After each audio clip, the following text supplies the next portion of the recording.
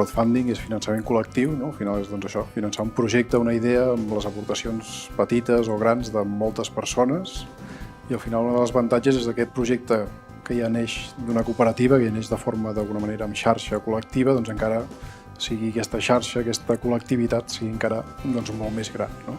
Ens pot servir per posar una idea a prova, ens pot servir això per generar aquestes comunitats al voltant d'aquesta proposta, que al final són inclús més valuoses que els propis diners que puguem aconseguir amb la campanya. Primer, triar el projecte que s'adapti al model de crowdfunding, perquè podem oferir recompenses, perquè l'objectiu és raonable, perquè interessa una comunitat potser important. Després, una campanya de comunicació, realment és molt important, això al final, que aquest projecte arribi a la gent que ha d'arribar.